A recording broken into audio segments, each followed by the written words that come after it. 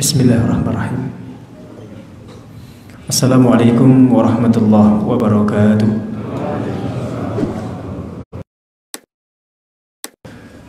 Innal hamdalillah nahmaduhu wa nasta'inuhu wa nastaghfiruh wa na'udzu billahi min shururi anfusina wa min sayyiati a'malina may yahdihillahu fala mudilla lahu wa may yudlil fala hadiya lahu. Asyhadu an la ilaha illallah wahdahu la syarika lahu wa asyhadu anna Muhammadan abduhu wa rasuluhu la nabiyya wa la rasula ba'dah. Tsumma salatu wassalamu ala rasulillah wa ala alihi wa sahbihi wa mawalah. La haula wa la quwwata illa billah. Rabbi shrah li sadri wa yassir li amri wa hlul 'uqdatam min lisani yafqahu qawli. Allahumma la ilma lana illa ma 'allamtana innaka antal alimul hakim. Fa'allimna ma yanfa'una wanfa'na bima 'allamtana walhamdulillahi ala kulli hal. Ma'asyiral muslimin rahimakumullah, jamaah kajian tafsir Ibnu Katsir Masjid Al-Firdaus Mahat Al-Fatih yang kami cintai karena Allah Subhanahu wa taala. Alhamdulillah kita kembali diberikan Allah taufik, kemudahan dan juga kesempatan untuk melanjutkan kajian kita. Insyaallah kita malam ini akan memasuki kitab yang kedua, Al-Mujallad Ats-Tsani min Tafsir Al-Qur'anil Azim, jilid kedua daripada kitab tafsir Ibnu Katsir yang akan mengupas di halaman pertamanya adalah surat Al-Maidah. Mari kita mohon pada Allah Subhanahu wa taala, mudah-mudahan Allah Subhanahu wa taala berikan kita kekuatan, kesabaran dan juga keistiqomahan agar kita bisa merampungkan kajian tafsir ini, kemudian berpindah kepada kajian kitab-kitab yang lain insyaallah taala. Yang kedua, kita sampaikan salawat dan salam kepada junjungan kita Nabi Agung Muhammad sallallahu alaihi wasallam yang kita teladani, kita ikuti sunnah-sunnahnya dan juga kita harapkan syafaatnya. Baik, kita baca ayat yang pertama dan yang kedua dari surah Al-Maidah.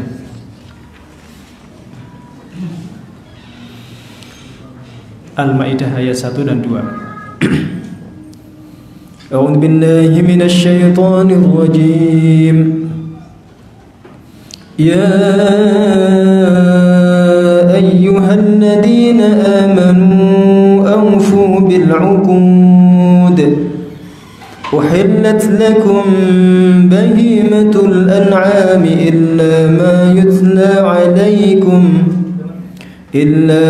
يتلى عليكم غير محل الصيد وأنتم حرم إن الله يحكم ما يريد يا أيها الذين آمنوا لا تحلوا شعائر الله ولا الشهر الحرام ولا الهدي ولا القلائد ولا آمين البيت الحرام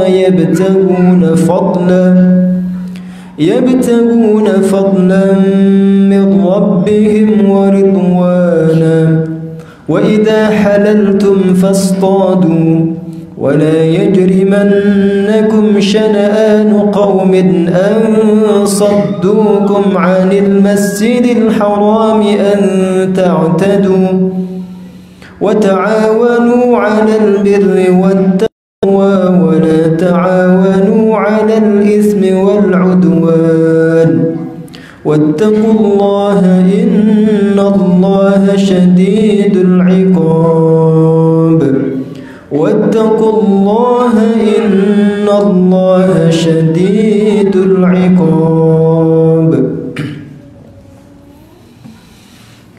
Ya ayyuhalladzina amanu, wahai orang-orang yang beriman, aufu, penuhilah oleh kalian bil uqud, janji-janji kalian.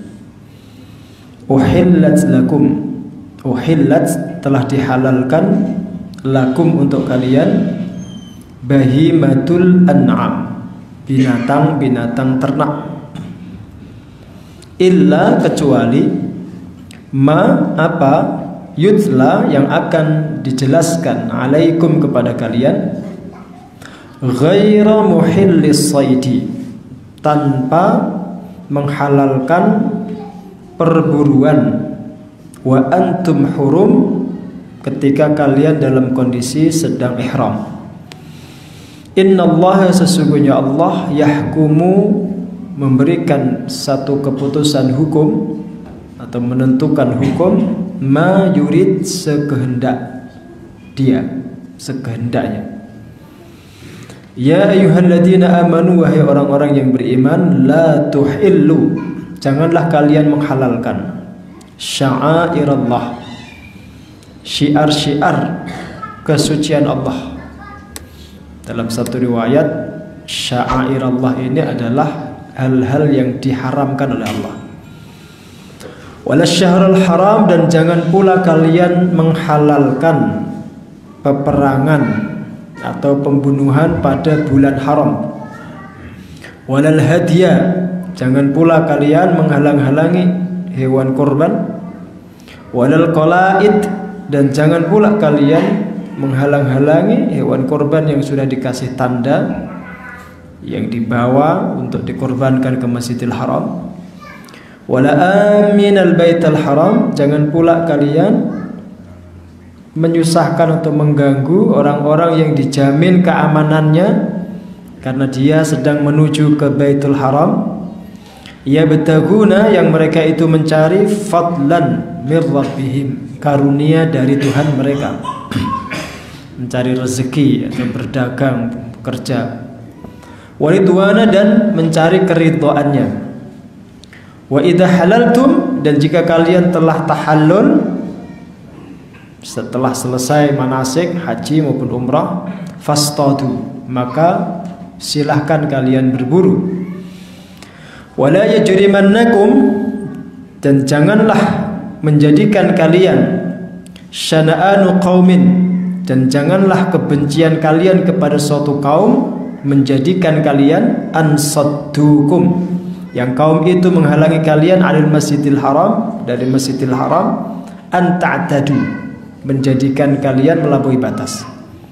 Janganlah kebencian kalian kepada suatu kaum yang mereka itu pernah menghalangi kalian dari masjidil haram menjadikan kalian melampaui batas. Wa ta'awanu dan bekerja samalah tolong menolonglah alal birri untuk melakukan kebaikan wa taqwa dan ketakwaan. Wala ta'awanu dan janganlah kalian tolong menolong alal ismi untuk melakukan dosa wal udwan dan permusuhan. Wattaqullah takutlah kalian kepada Allah. Innallaha sesungguhnya Allah syadidul iqab maha dahsyat atau maha keras siksaannya. Baik. Sebelum kita kaji kandungan ayat yang pertama dan kedua surat Al-Maidah ini, kita baca terlebih dahulu ya muqaddimahnya. Karena ada muqaddimah daripada surat Al-Maidah. Jadi ada pengantar agar kita lebih mengenal surah Al-Maidah. Yang pertama, Bapak Ibu sekalian, surat Al-Maidah ini termasuk kumpulan surah-surah Madaniyah. Saya ulangin ya. Jadi surat Al-Maidah ini termasuk kumpulan surah-surah Madaniyah, bukan surah Makkiyah. Apa yang dimaksud dengan surah Madaniyah itu? Surat yang diturunkan oleh Allah pasca Rasulullah hijrah ke Madinah. Bahkan diyakini oleh para ulama surat Al-Maidah ini adalah surat terakhir yang diturunkan secara lengkap. Jadi surat yang terakhir yang diturunkan Rasulullah Sallallahu Alaihi Wasallam secara utuh. Maka kalau nanti kita cermati dan kita pelajari, fokus daripada surat Al-Maidah ini akan lebih banyak mengupas persoalan hukum. Para ulama kalau membahas hukum nasikh mansukh itu nanti akan mengacu di Al-Maidah. Ada enggak ayat-ayat Al-Maidah itu yang menghapus hukum di surat-surat yang lain? Nanti mengacunya ke sini. Karena surat ini surat yang terakhir turun kepada Rasulullah.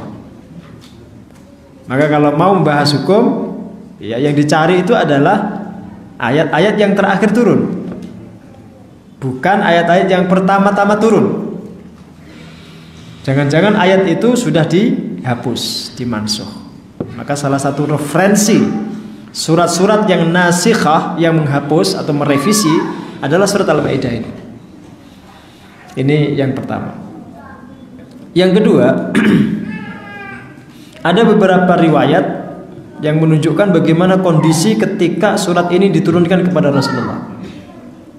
Dari riwayat ini perlu kita baca agar kita mengenal bagaimana proses turunnya wahyu, bagaimana kondisi Rasulullah ketika menerima wahyu, dan bagaimana wahyu itu ketika diturunkan, bebannya seperti apa. Itu akan kita pahami nanti kalau kita baca riwayat ini. Saya bacakan sebagiannya ya. Qala Imam Ahmad berkata, haddatsana Abu Nadhr.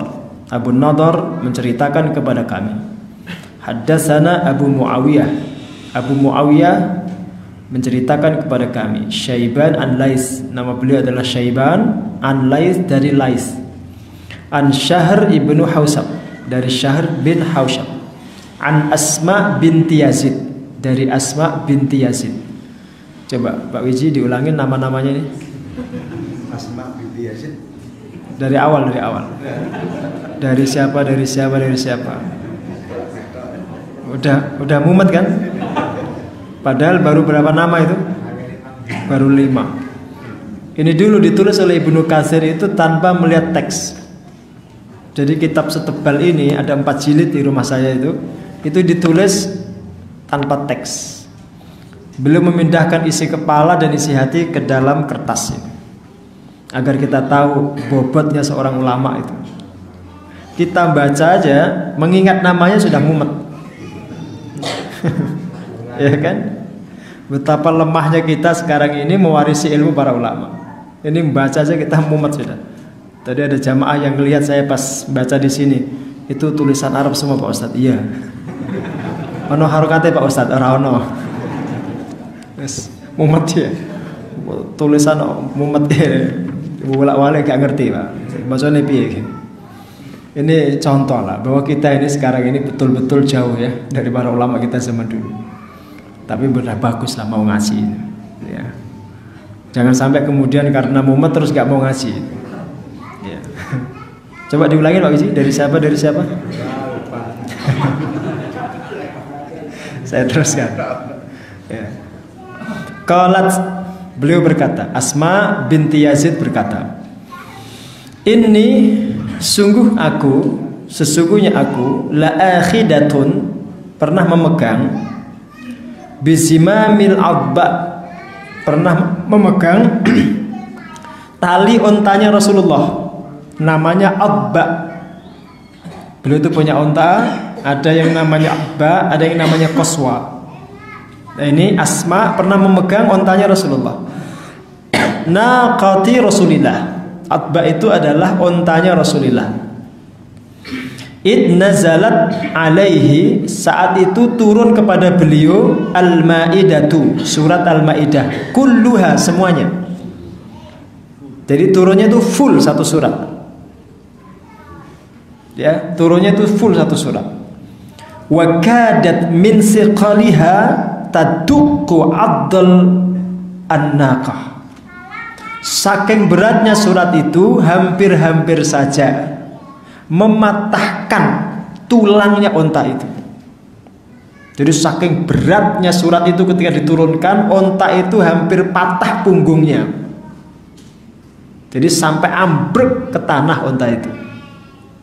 Maka Quran itu dikatakan inna sanulqi alaika Qur'anan inna sanulqi alaika Qur'anan qaulan saqila. Inna sanulqi alaika qaulan saqila. Sesungguhnya kami akan memberikan kepadamu qaulan, suatu perkataan, saqilan, yang berat. Quran itu berat. Sampai onta yang begitu gagahnya itu hampir patah tulang-tulangnya. Satu surat full. Saya teruskan. Warawa Ibnu Mardawih meriwayatkan min hadis Sadah ibni Sahal, dari hadis Sadah bin Sahal, an Asim al-Ahwal, dari Asim al-Ahwal.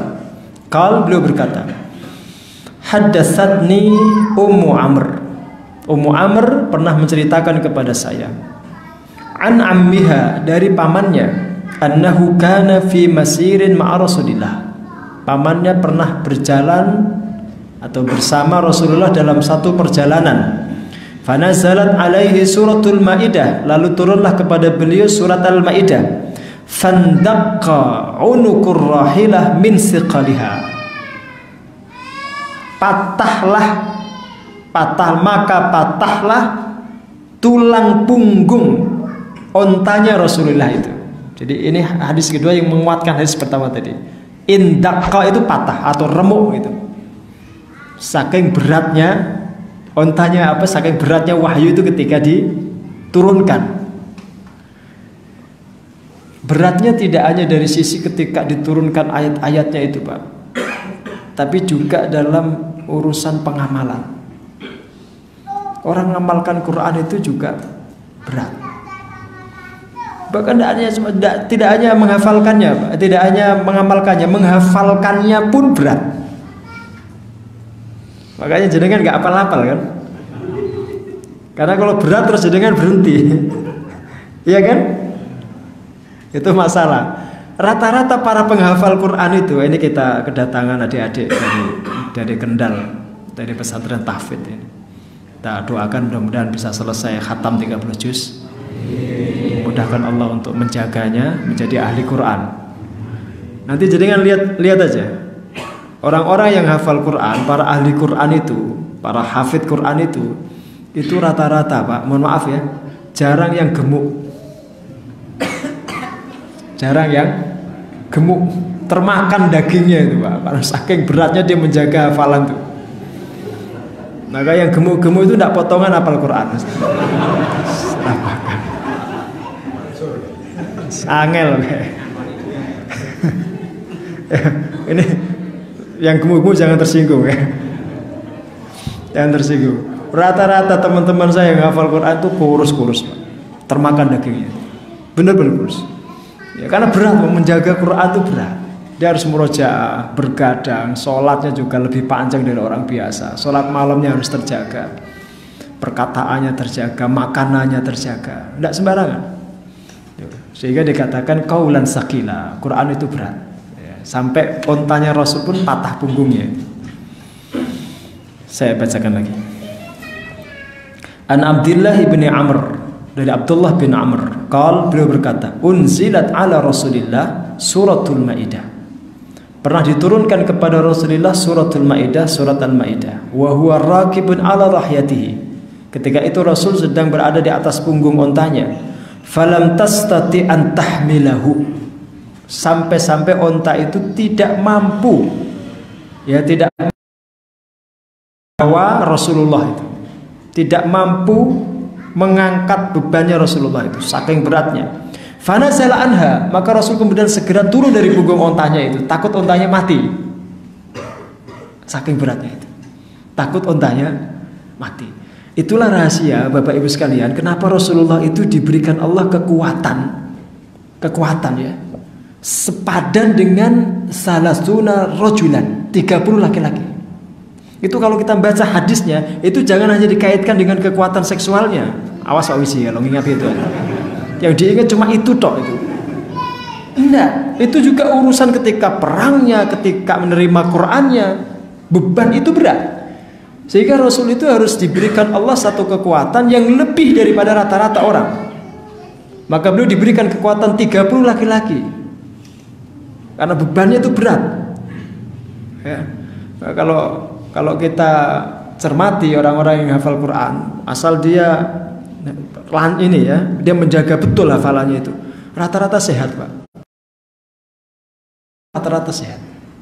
Usianya panjang-panjang. Bukan berarti kalau usianya pendek terus orang hafal Quran itu enggak. Ya. Orang-orang yang hafal Quran itu rata-rata usianya panjang, sehat-sehat badannya. Karena dengan adanya mereka itu Allah menjaga Al-Quran.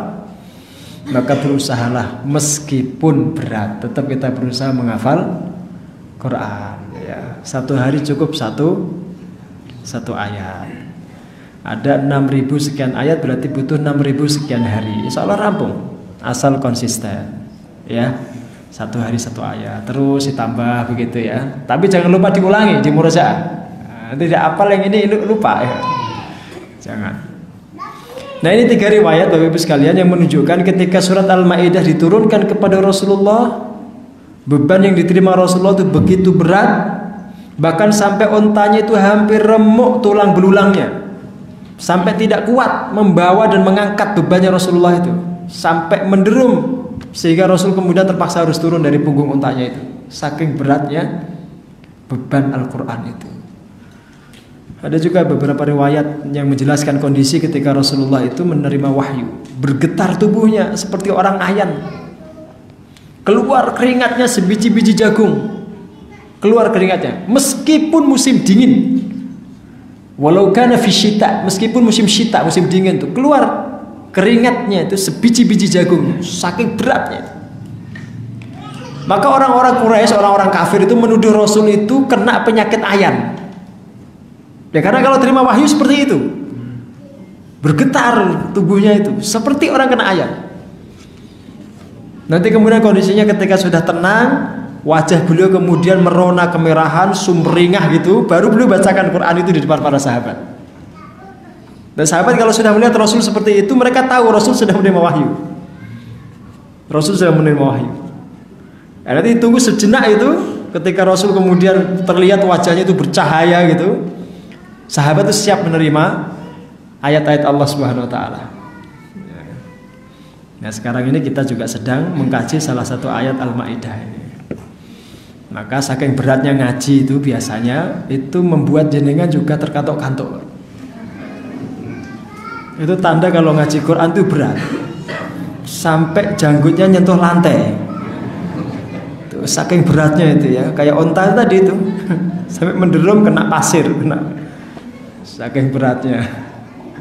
Ya, yang ngantuk-ngantuk biasanya itu ya karena menerima pelajaran Quran itu berat gitu. Berat. Maka wajar aja jangan jenengan suudon. Itu karena beratnya menerima Al-Quran. Nah, kita masuk di pelajarannya. Bismillahirrahmanirrahim.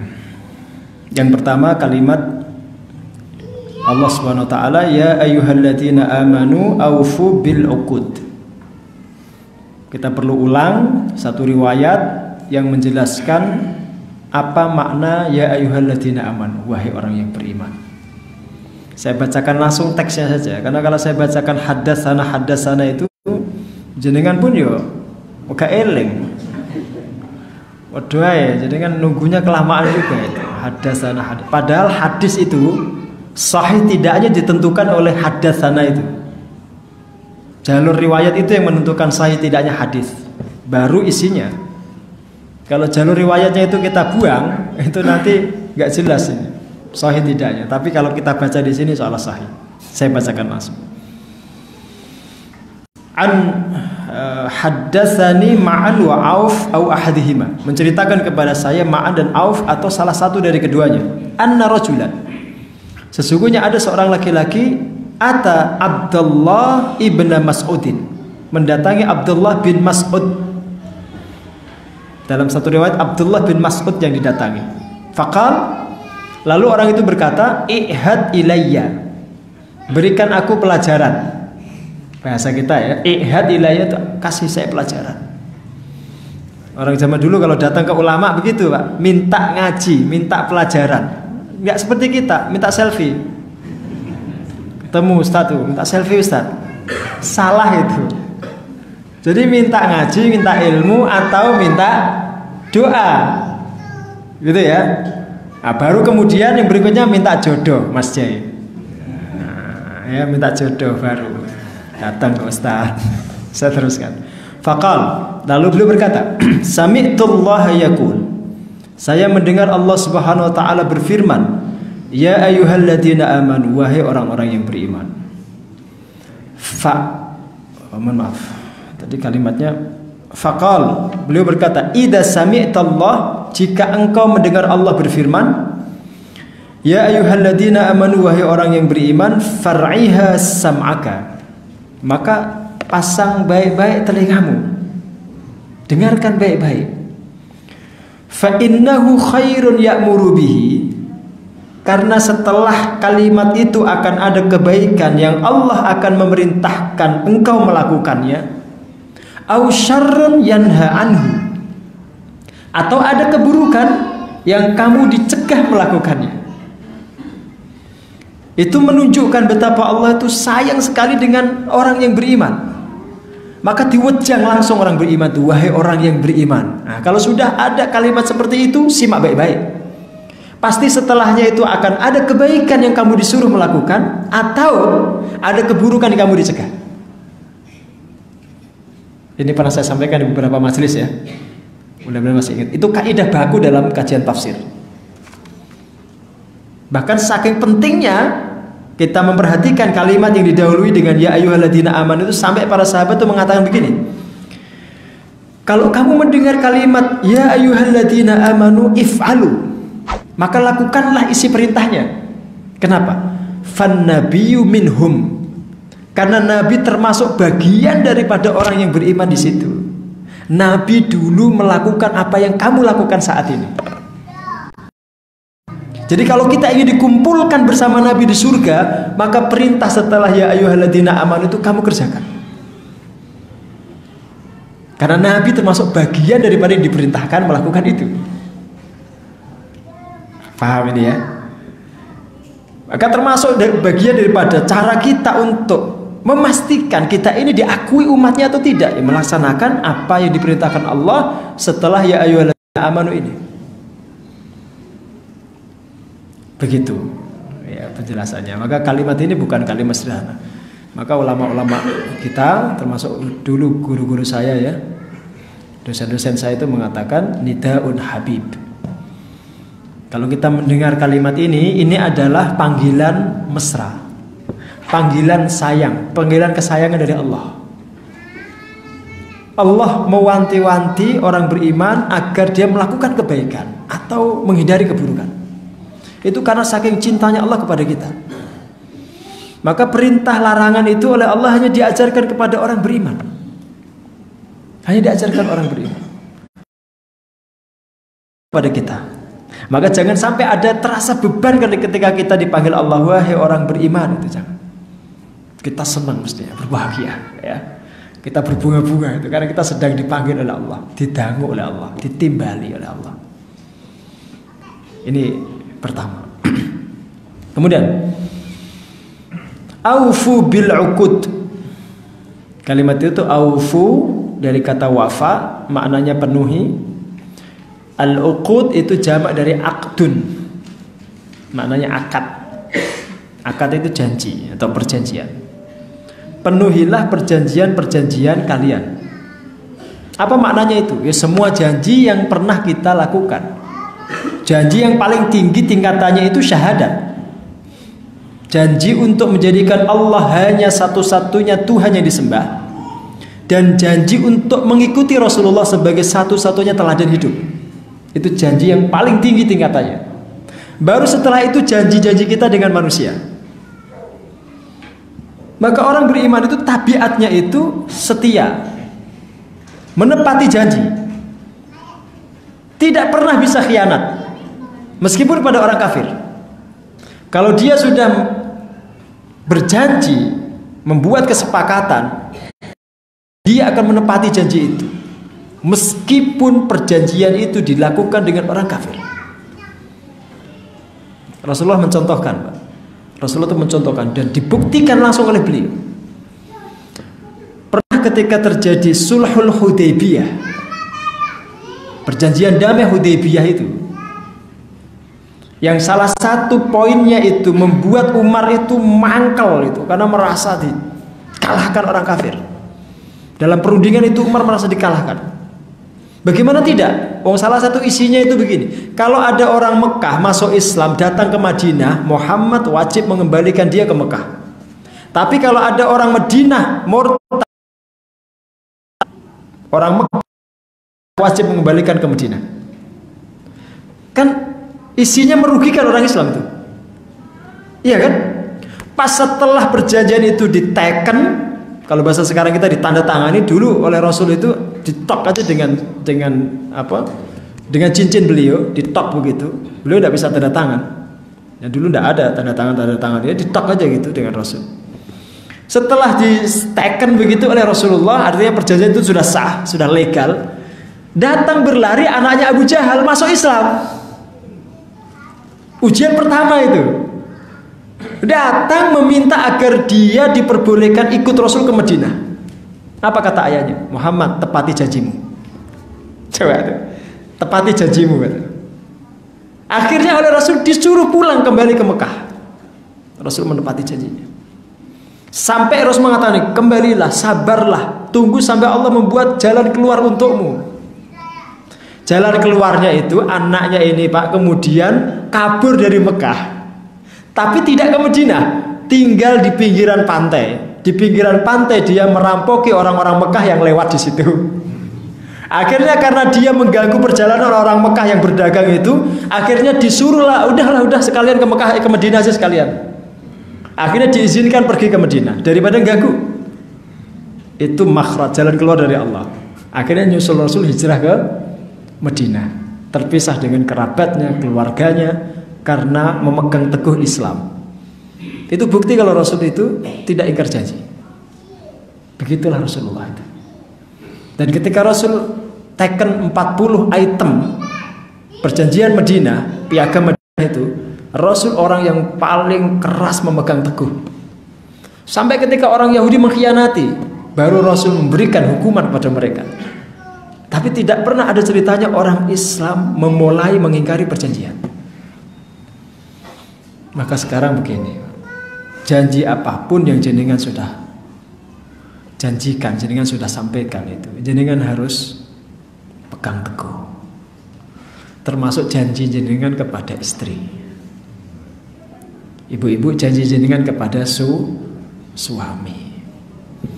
Jangan sampai karena masalah-masalah sepele kemudian perjanjian itu jenengan bubarkan atau jenengan batalkan. Orang-orang seperti itu tidak paham dengan ayat ini. Wahai orang beriman, penuhi janji kalian. Penuhi janji kalian. Maka kalau calon ayah, calon mertua itu memahami ayat ini dikaji oleh calon menantunya, dia tenang. Oh, mantuku sudah paham ayat ini, tidak mungkin dia akan mengingkari janjinya. Andai pun mantunya tidak membaca segot taklik itu, dia tenang saja. Dia tenang saja karena sudah paham ayat ini. Tahu segot taklik ya? Segot taklik tahu? Tidak tahu. Panjang nanti kalau ceritakan. Ya, nanti di bab yang lain lah. Di bab yang lain. Dia pegang teguh janji itu. Tidak mungkin dia akan khianati perjanjian dia. Ketika dia mengambil seorang wanita dari rumah ayahnya dengan kalimat qabiltu nikahaha wa tazwijaha bimahrin madhkur. Cuma dengan kalimat itu dia ambil ayahnya, dia jadikan istrinya. Usahanya bukan lagi dengan ayahnya, dengan ibunya, tapi karena dia sudah membawa. Makanya harus difahami betul. Maka laki-laki terbaik itu adalah yang paling baik akhlaknya terhadap anak istrinya.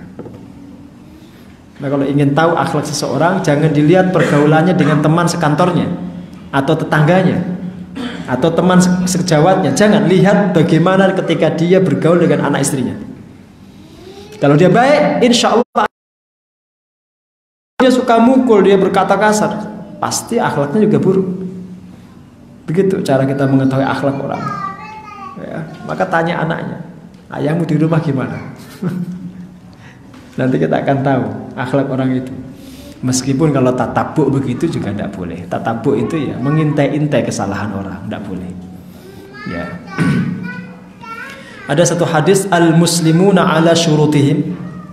Orang Islam itu memegang teguh syarat-syarat yang telah mereka ucapkan.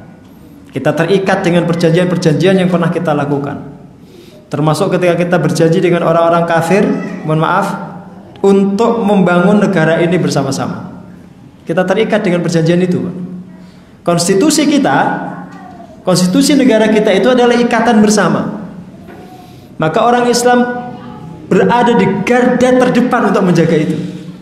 Dia punya tanggung jawab yang terbesar untuk menjaga agar perjanjian itu tidak diingkari atau disederai. Maka tidak mungkin orang Islam itu kemudian justru menjadi penyebab bubarnya NKRI. Mustahil. Karena orang Islam itu paham betul ayat ini. Paham betul. Jadi antara ciri orang munafik itu kan suka mengingkari perjanjian. Iya kan? Ayatul munafiki thalathun. Idza hadatsa kadzaba wa idza wa'ada akhlafa wa idza tumina khana. Ciri orang munafik itu 3. Kalau berkata dia berdusta. Kalau dia berjanji dia ingkari. Bertentangan dengan ayat ini. Ketika orang beriman berjanji dia bakal teguh janji itu. Dia tidak akan membatalkan kecuali pihak kedua yang berjanji dengan dia membatalkan. Meskipun kadang isinya merugikan kita, tetap pegang teguh. Kalau guru datang ke sekolah minta izin, janjinya ngajar jam 7, ya jam 7, datang jam 7.30, dan itu tanpa udzur syar'i, itu dianggap melanggar janji atau enggak? Kalau PNS itu disumpah enggak? Disumpah. Maka jadi guru swasta aja, tidak ada sumpahnya. Ya, urusannya lebih ringan karena nggak ada sumpahnya.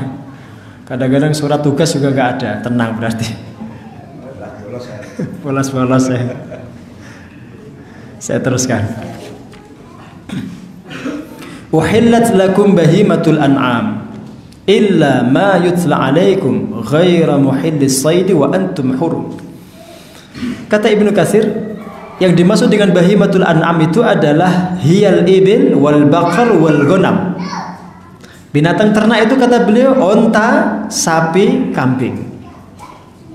Itu definisi Quran, definisi syariat, definisi fikih. Maka nanti kalau kita membahas soal korban, ya, hewan yang boleh dikorbankan itu adalah binatang ternak. Yang dimaksud binatang ternak itu ya definisi ayat ini. Berarti hanya onta, sapi atau kambing. Selain itu tidak dianggap korban. Karena selain hewan itu menurut orang Arab bukan hewan ternak. Meskipun jenengan ternak ayam, ternak apa lagi? Kuda, gitu ya. Ternak bebek umpamanya. Meskipun kita sebut hewan itu hewan ternak, tidak disebut hewan ternak menurut Al-Qur'an. Itu pentingnya kita memahami mustalah syariat, istilah-istilah syariat, dan kita menyesuaikan dengan istilah itu. Kita menyesuaikan dengan istilah itu. Tidak boleh kita buat definisi sendiri berdasarkan kemauan kita, tidak boleh.